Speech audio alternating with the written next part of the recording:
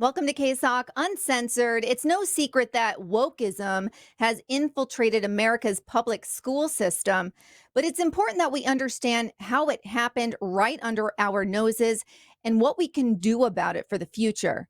Today's guest is a highly accredited author of two books now. One just came out yesterday, which we will be diving into today, and that is School of Woke. Kenny previously wrote The Inconvenient Minority, which has highly praised reviews. And it was really exciting being able to read through that. Kenny, welcome to KSoK Uncensored. Thank you for having me. Oh, absolutely. I'm glad you're on. Pretty exciting that your second book just came out yesterday. I'm excited to dive into it. I live in the Pacific Northwest, which is really the capital of woke. And all of these topics are near and dear to my heart as I pulled my kids out of the public school system and will be on my third year of homeschooling. Once I learned what they were actually being taught at school, that was the blessing of the pandemic. And I know you've touched on that before. I want to talk about, as far as your book is concerned, when I was prepping for our interview, I watched some of your interviews with Fox and CNN, and it was wild to see the difference. And when you were interviewed by CNN, you could see that they couldn't wrap it up soon enough because you clearly weren't giving them what they wanted. How has your experience been different between the, let's say, right standing media outlets and left-leaning media outlets? No doubt the left-leaning media outlets are aggressive, but I welcome the aggression. Too often, the problem with CNN is just they don't even give strong intellectual voices who are contrarian in an opinion, a shine in the Right. spotlight. I was glad to be invited for this one. I mean, they almost couldn't not invite me because I helped to lead the lawsuit against Harvard University and Chapel Hill for their discrimination against Asians. But they definitely brought their top talent against me. But we were on the right side of the issue, so our arguments Yeah. win. They are discriminating against Asians. We want to stand for merit-based colorblind procedures, and that's why we wanted the Supreme Court, and that's why I won at CNN. You did a fantastic job. You definitely, I mean, you took the cake for sure. But you could tell when you were being interviewed that it wasn't you weren't quite going in the direction they maybe thought you were, which I got a kick out of. So excellent job there. The bottom line is you had data and statistics and they just had their theory to discuss, and it's quite different. In your book, you break down the critical race theory, known to some as CRT. You talk about how it happened in the first place, how it infiltrated the school system, and then how we can actually start waking up and making a change to get out from underneath CRT. Talk to us about why it's so important that we do this. Because the next 20 years in the school system, you need to understand that your children are going to be learning CRT and queer theory from the teachers and from the school system. And this is a false ideology that they're going to start teaching in curricula. In California, they have already mandated ethnic studies for high schoolers, which is a CRT version of history that does not acknowledge the vast sacrifice that Americans made in the Civil War to free the slaves. Mm, They just assume yes. America is an oppressively racist country through and through. So how are you going to be able to combat this? Well, you have to have these dinner time conversations. School of Woke is meant to be a resource to show you how to tackle CRT, how to successfully combat it intellectually with color blindness, and then how to successfully combat it in an active manner at your school system through organization and political effort. Yes. All right. Talk to us. What is queer theory? Queer theory is the idea that you are oppressed because of society's normalization of heteropatriarchy. That's what it is. So Mm, basically, the normal society is heterosexual marriage, one man, one woman, and everybody who does not go by that is queer. Whether it's gay, whether it's lesbian, whether it's trans now. And it's in fact, more queer to be trans than it is to be gay these days. There's a lot of different things, but basically it's the right. whole rejection of marriage, traditional values of sexuality. By the way, these values are here for a reason. They're here so that children don't get unnecessarily sexualized, before the age of Right. consent. They're here to protect kids who thrive better in two-parent family households. And they're here to, make sure that men and women get along and get along well and able to produce a healthy functioning society. So queer theory is meant to dismantle all of that. And what is the gain to these progressives to break up the family as we know it? It allows the school system to gain more control at the expense of the family. When you have weak families, children will look to authority in their teachers, they'll look to authority in their principals. They become tools that activists in the school system can use to impose their ideology upon children and to gain money. As you know, a lot of state local funding is tied to per child spending. So the more that the school can convince the child, well, the child needs this, we need to take care of the child, the more the school can claim ownership over the child. And eventually, without families pushing back, strong families pushing back, you are going to have children become the wards of the state. Right, right. We're seeing this play out in Washington state. As I mentioned, I'm from the Pacific Northwest. We have some of the most progressive ideology here. And it's pretty wild to see. I know people that are moving out of Washington state because they have kids and they're very fearful of what is happening. So I want to talk to you about the difference between a state such as mine, Oregon, or Washington, my neighbor, and say Mississippi or a more conservative ran state. Are you seeing a difference in critical race theory and really just what's being taught in the public schools, given the direction, either blue or red, that the state leans? I think there are bad actors in every state. You have to be wary of that. However, just look at the results, right? Mississippi right now, as a conservative state, used to be the laughing stock of the country in education, right? Right. Now, guess what? It's number one in people in poverty in terms of people in poverty's achievement. Number one in Wow. math achievement, number one in reading achievement for kids in poverty. And that is because they adhered to scientific rules based standards, and they also did not lower the standard for minority folks, which is another thing that CRT does. CRT wants to Mhm. lower the standard for minority folks because CRT believes that standards are themselves a white supremacist construct. Well, Mississippi says you have to pass a mandatory reading exam at the age of 8, a mandatory third grade reading exam. As a result, its reading and math scores have shot through the roof. While liberal states like Oregon and Maryland are spending a ton of money per child, some of the highest in the nation, and they're not getting results. Right, right. Yes, I know Oregon and Washington are towards the very bottom. I know under 40, and our last governor lowered it to where you don't even know how, you don't need to know how to read to graduate high school in the state of Oregon, and it's all in the name of this social justice warrior mentality that these left-leaning liberals and just really, well, everything that they're about is let's make accommodations. And I think they know, and correct me if you disagree. I feel like these progressives, they know exactly what they're doing. It's the parents and it's the rest of society that thinks they're actually doing it for a good reason. Do you feel that this is all being done as strategy, not necessarily because they're bleeding hearts and think they're doing the right thing? I think that a lot of liberals think they're doing the right thing. Just because they think they're doing the right thing doesn't mean they are, though. Right. Liberals, for example, want to be anti-racist, but Ibram X. Kendi's version of anti-racism is actually racist. It's to say if we want to be anti-racist, we have to see race. Well, no. The solution to racism is to see people as humans, as the one Right. race, as the human race. That is the direction that our country had been moving to until CRT really imposed its agenda of race based accommodation and victimhood practices. So, in terms of what you were saying, progressives do feel like they're doing the right thing, but they're not. Right, right. Yeah, that is something I struggle with because I do know some liberal-minded people who really they are good people. They're just really ignorant to what's happening and the negatives that come along with it.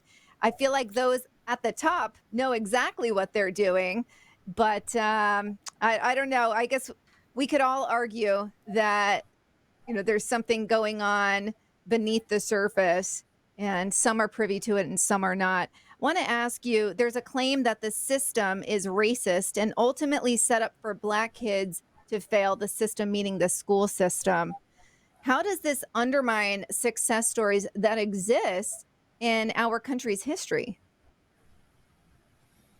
Well, let me tell you, the system is becoming more hostile towards Black success. That's absolutely true. We spend 3 times as much money on public education in the country as we did in 1980, and yet the racial achievement gap hasn't closed at all. So, where's the money going? It's not going to help Black kids, it's not going to help poor minority children. It goes to vastly increase the administrative bureaucracy in our country.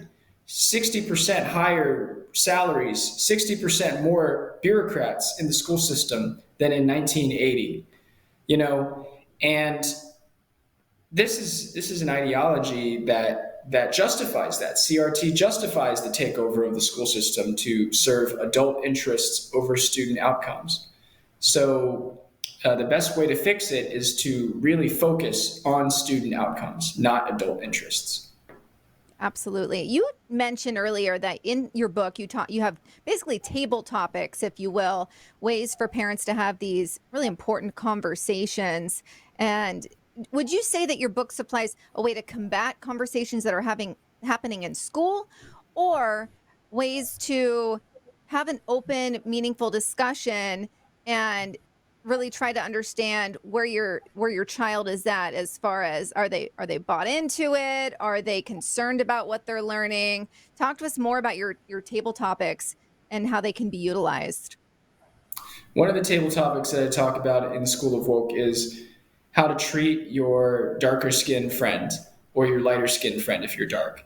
The answer is focus on him as a friend, focus on his inner qualities. Look to a person for the inside, not the outside.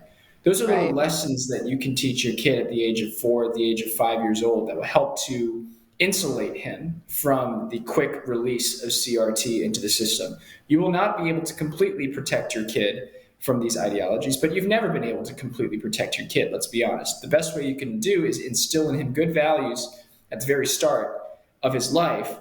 And increasingly, these values are going to have to relate to the pressing social issue of colorblindness and CRT, and making sure that your kid does not come out prejudiced either for or against people of a certain race. Yes. I want to talk about affirmative action. Tell us about, I know we just talked about this earlier. You were on CNN, and I know that the opposition was talking about how they think the ruling was incredibly negative for people of minority groups. Tell us why you feel the complete opposite. Well, this serves as the inspiration for my book, School of Woke, because I really care about poor minority education. I really do. I grew up in Richmond, Virginia. I grew up in a school with many, many Black kids, many Hispanic kids, but unfortunately, it was true. The Black kids and Hispanic kids were doing less well than the Asian kids, for sure, and the white kids. So I wanted to understand why. Is it because we are a racist society? And then I realized, no, it's not because we're a racist society. We spend all this money fighting racism. We spend so much money helping poor people, all this equity money, so to speak. We spend all this attention trying to solve these problems. It doesn't work. Why? Because we keep lowering standards. We keep lowering standards for poor minority kids. Look at what New York City did that I talk about in School of Woke. They allow kids to pass grade to grade, getting failing grades on these state sanctioned standardized tests. I mean, how is this allowed to happen? These kids will learn nothing for the rest of their life, and they're being passed. They get to graduate high school. There's no concern showed over them. This is progressivism at its worst. And so, if you're truly concerned about the plight of poor minority children, that would lead you to understand that the problem is culture and school policy, not racism. Right. And it's interesting with New York City, and I did live there for a little while. There's so many guys. There's two in particular that I follow on Instagram, and they go around the streets of New York City and interview youth New Yorkers and ask some very basic questions. How many states are in the United States? What countries make up North America? And how many pennies are in a dollar? These questions are very difficult to answer by these New Yorkers. And again, this is youth. I'm saying Mhm. the ages are probably 15 to 18 that he's interviewing on the streets. It is strikingly concerning to watch these interviews.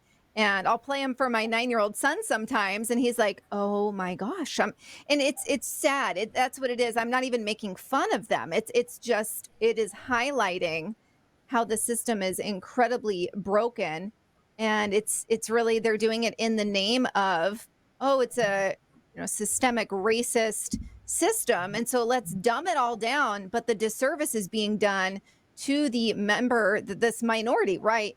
And so it's really sad to see that happen, and we know it's happening all over the country. It reminds me of something, Kenny, when I was a brand new bank manager. I just came out of a 20-year banking career. I remember having a quarterly review, and my manager said, "Next quarter, I won't be handling you with kid gloves."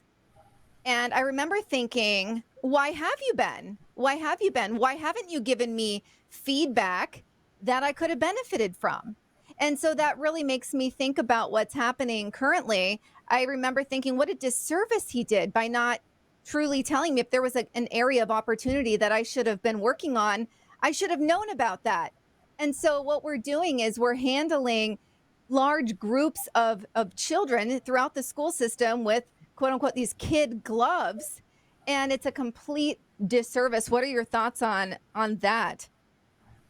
That's a really good point. The real disservice that we're doing to poor children of all colors is the lowering of standards and honestly just not caring about their improvement and unwilling to do the hard but necessary thing to facilitate that improvement. Mississippi did the hard but necessary thing. They required all kids to pass a third grade reading exam. Otherwise, you are held back. That is hard to tell a parent of a child that your kid has to be held back, but it's necessary because you don't want kids at 15 years old saying there are 50 pennies in a dollar or there are five Right. pennies in a dollar or something like that.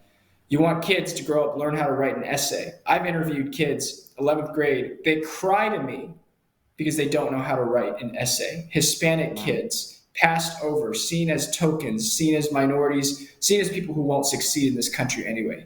The only thing that they could possibly be good at is social activism for a racist society. Isn't that sad?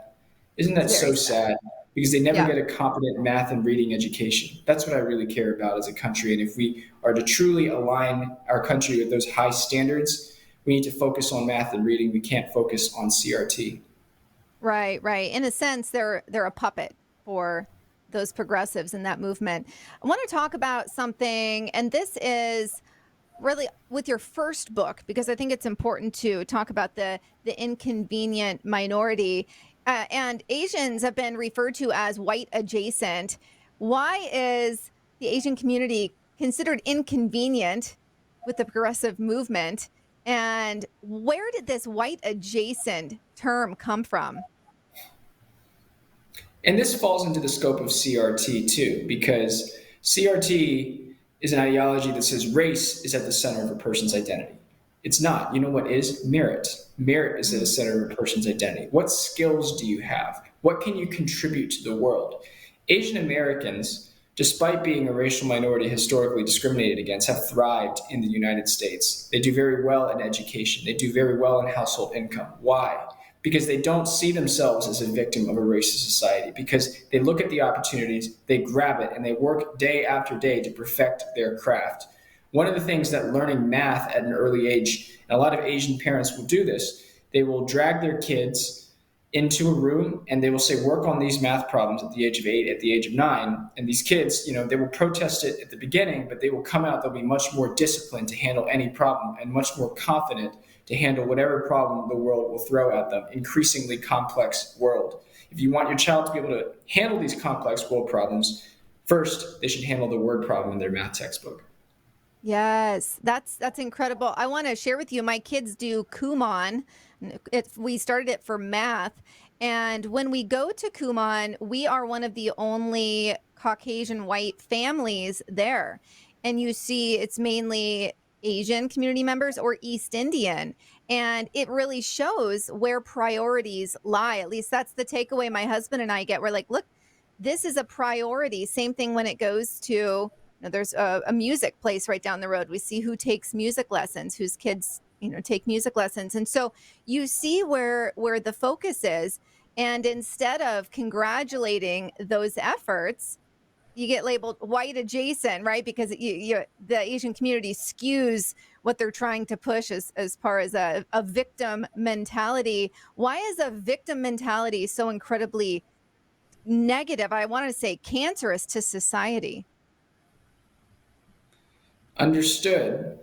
The Well, it's what I'm trying to show actually with my book, An Inconvenient Minority, is that it is a mentality. It's not a race. It's not Asians are a superior race. It's not Caucasians or blacks are a superior race.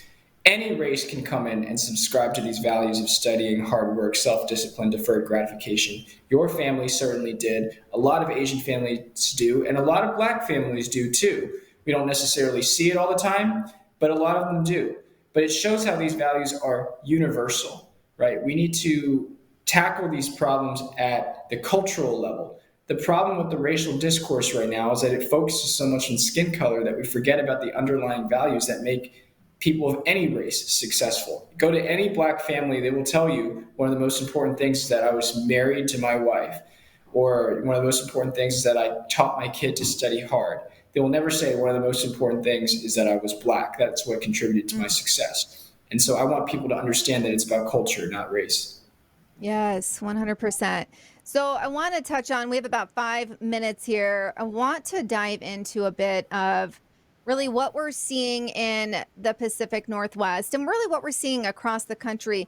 How I hear a lot of complaints, right? And it's funny, people like to label all of us in the Pacific Northwest as voting left. That's not the case. We're merely outnumbered at this point. But what I get sick of, and this is on the right as well, people are complaining about what's being taught in schools, but I don't know any parents that are actually taking the time to go to these meetings and attend community events to make a difference. What is your shout out to people that are parents out there that are sick and tired of CRT, queer theory, all of this being taught to their kids? What are they supposed to do about it?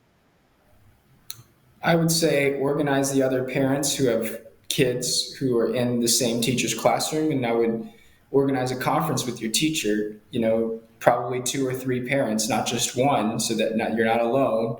Say to this parent, just say to this teacher, hey, I saw that you were teaching this curricula. It says we should be looking at a child's race and skin color. I don't believe that. Not only that, it's un-American, or, hey, I see that you assigned this book. Look at what this book says. It's graphic and it's not right for my kid. Let's move Right. on to something else. Have a frank conversation with your teacher, but do it in numbers. And if your teacher doesn't listen, go to the principal. If they don't listen, that's what you need to know. You need to vote the school board out. You need to make sure to exercise that level of oversight. But chances are a lot of people will listen. They are reasonable, but they have to be convinced. And you can do the convincing, but you should do it in numbers and you should do it with logic and reason. Yes. And I know that the teacher conversations have happened, at least here locally. The problem is the teachers, I've even had this before I pulled my kids out of public school. The teachers showed me what is coming from Oregon education and the required points that they needed to talk about, which was heavy CRT. But when I spoke to the superintendent's office, they basically told me someone like me should go homeschool or the private school route because I knew too much. And that was a wild conversation to have. But what happens when it's coming from the state? It just goes back into who we're voting for, right? Or is there another access point? No, it absolutely goes back into who you're voting for. You eventually get who you vote for. These are state standards. Gavin Newsom did the same thing in California, mandating CRT into the curriculum through the guise of quote unquote ethnic studies. They will use diversity, equity, and inclusion to propagate these theories. The best way for you to exercise your voice is to vote against them. Vote against the Democratic Party because, to be honest, Christian, the Democratic Party is uniquely responsible for this mess in education. Look at the Democrat states right now, the ones that are aligned with Democratic businesses and woke nonprofits. They're a party, right? And a party's job is to cater to the party's needs. And it turns out this Democratic Party is not just made up of Nancy Pelosi and Alexandria Ocasio-Cortez, but lots of rich people and their kids and their businesses who want to get paid. and we've discovered that catering to the activist mob is the best way to get paid. So really, what's the only solution? The only solution is to vote out the Democratic Party. And we have 2 minutes. What can you tell people that are saying this is not a party problem? This is a mindset. How can you tell people, no, this absolutely is? I know you just dove into that, but Mhm. how can voting Republican change our trajectory drastically? It's going to provide some welcome tension, intellectual tension that you need at the school board level, that you need at the state level. Because ultimately, if Democrats have a supermajority and can, do whatever they want, they're going to impose CRT, queer theory, upon your children. It is just in their nature at this point. The wing of the Democratic Party, as it's controlled, are the woke nonprofits and businesses that are aligned with the Democratic Party. There's one in California that I researched that basically was a nonprofit that had connections with the Santa Barbara School Board because they helped to appoint the Santa Barbara School Board member, and they started extracting money from the Santa Barbara School Board to teach queer theory to the children under the guise of SEL, social emotional learning. So unless you vote Republican and provide a different option and provide a Right. voice of accountability, you are going to get this result. Same thing, different packaging every time. Oh, I appreciate that, Kenny. It's really important for parents to hear this and to know it's not hopeless. We can do something about it, but you have to be active. You can't complain from your couch anymore. Where can people find you and where can they find your 2 books?